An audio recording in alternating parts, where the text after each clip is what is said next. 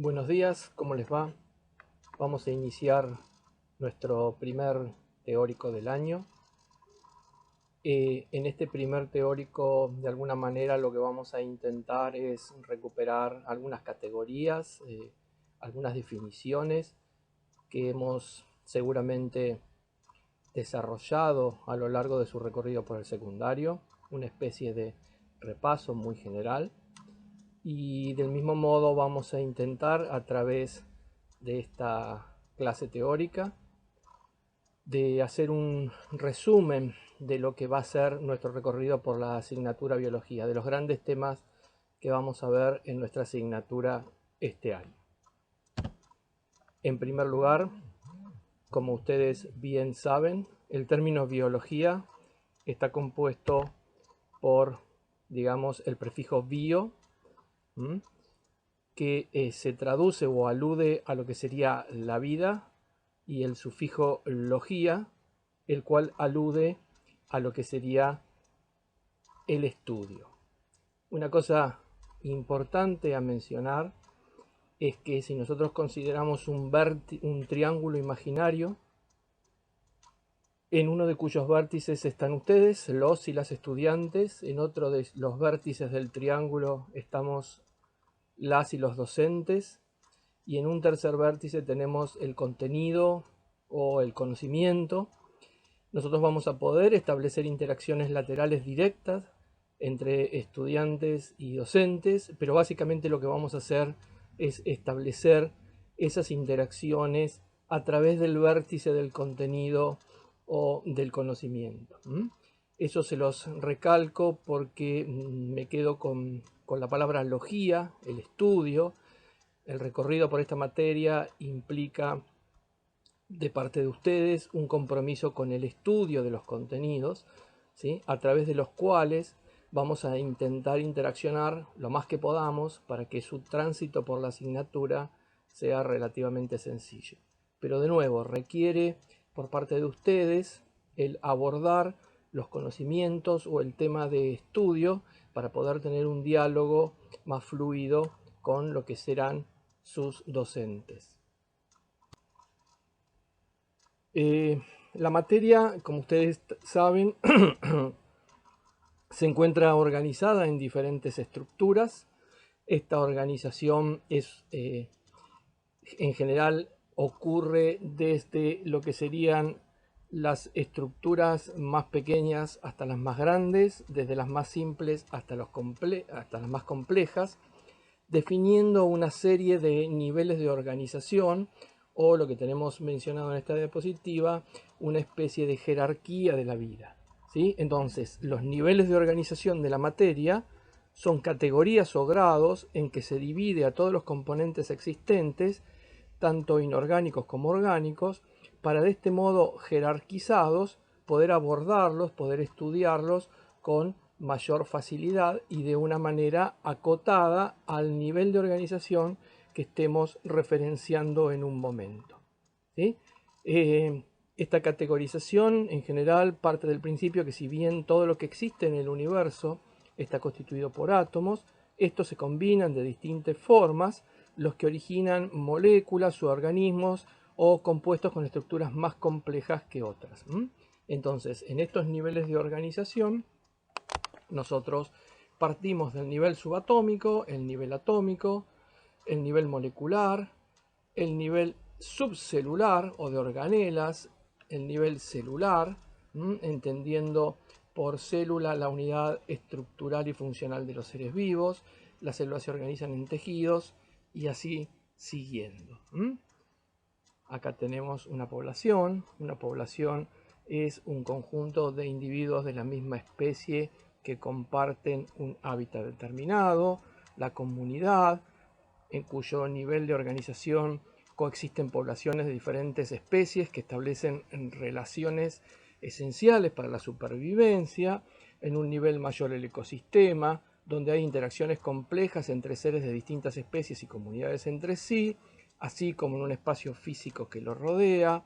Podemos tener entre el ecosistema y la biosfera el bioma, que es un nivel de organización constituido por ecosistemas más grandes y complejos, donde prevalece alguna característica, por ejemplo, climática, ¿sí? Por ejemplo, podemos hablar del bioma de la selva tropical, caracterizado por la presencia, entre otras cosas, de determinadas comunidades vegetales y animales, pero así también de una determinada humedad, de una determinada promedio de lluvias anuales, etc. Es decir, con un componente climático. Y el mayor nivel de organización de la materia sería el de la biosfera, ¿no? Que está compuesto por todos los seres vivos y la materia no orgánica que se encuentra en particular en el planeta que habitamos. Una cosa importante o interesante a analizar es lo que se conocen como propiedades emergentes. Cada nivel de organización, que como dijimos, un nivel de organización se construye sobre la base de los niveles precedentes, o de alguna manera contiene a los niveles precedentes y es la base para el nivel siguiente. Cada uno de estos niveles posee propiedades que son específicas y características que emergen en ese nivel y que no existen en el nivel anterior. Eso es lo que se conoce como propiedades emergentes. O sea que si estamos considerando un sistema en que las entidades que lo conforman interactúan entre sí, surgen propiedades colectivas que son distintas, que son diferentes a las que tienen estas entidades de forma individual, ¿sí? Precisamente esas propiedades colectivas que surgen debido a la interacción es lo que vamos a denominar propiedades emergentes. Por ponerle un ejemplo sencillo, una molécula de agua tiene propiedades que son diferentes a la suma de las propiedades de sus átomos constitutivos. Las propiedades emergentes, como dice acá, de un sistema son el resultado de las interacciones entre sus partes, ¿sí? Por ejemplo, las interacciones de desarrollo se traducen en un organismo multicelular mucho más complejo que la célula que le dio origen, o las propiedades emergentes surgen porque las agregaciones tienen propiedades colectivas que las individuales no poseen. Por ejemplo, si yo estoy hablando de una población, puedo hablar de expectativa media de vida, de tasa de natalidad, ¿sí? Lo cual no es una propiedad de un individuo, sino de una población, ¿sí? Entonces, propiedades emergentes son aquellas propiedades características de un sistema que surgen de la interacción de las partes que le dan origen. Los niveles de organización o jerarquía de la vida, como dijimos, podemos empezar desde el nivel atómico o subatómico. Los átomos se agregan en moléculas, en las moléculas en macromoléculas. Las macromoléculas se pueden agregar constituyendo organelas, células, tejidos y así siguiendo. Como les dije, estas divisiones son divisiones arbitrarias, ¿sí? Que de alguna manera ponen un coto, una definición a lo que sería el ámbito de estudio de diferentes asignaturas, de diferentes materias, de diferentes áreas del conocimiento, ¿sí? Pero ustedes entiendan a la vida como un continuo. Estas divisiones son arbitrarias, ¿sí? Se crean o se generan para poder establecer límites al abordaje de un contenido. Acá, por ejemplo, a cada uno de los niveles de organización o a diferentes niveles de organización que estamos mostrando, podemos ver desde qué asignatura se lo puede abordar, ¿sí? Por ejemplo, átomos, moléculas, macromoléculas es el ámbito de estudio de la química y de la bioquímica, ¿sí? Los organelas y las células de la biología molecular y de la biología celular, los tejidos los van a ver en histología, órganos y sistemas en anatomía, y el individuo o organismo pluricelular en fisiología u otras materias, ¿sí? Entonces, esos niveles de organización o esa jerarquía, de alguna manera, es una construcción teórica arbitraria, ¿sí? Para poder abordar el estudio o en un determinado nivel o con un determinado grado de alcance.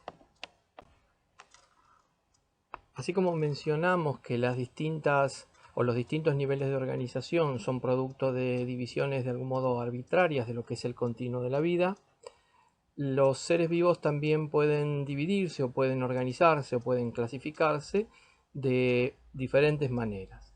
Una manera de clasificarlos que puede ser útil a lo que nosotros vamos a necesitar para este año en la cursada es aquella clasificación que divide a los organismos en autótrofos y heterótrofos. Los organismos autótrofos o productores son los que producen su propio alimento, mientras que los organismos heterótrofos o consumidores, ya sean herbívoros o carnívoros, no pueden producir su propio alimento y deben incorporarlo con la dieta. Los organismos autótrofos requieren energía básicamente del sol, energía lumínica, la cual utilizan en el proceso de fotosíntesis, o energía química, la cual utilizan en el proceso de quimiosíntesis. Por otro lado, los organismos heterótrofos solo usan energía química.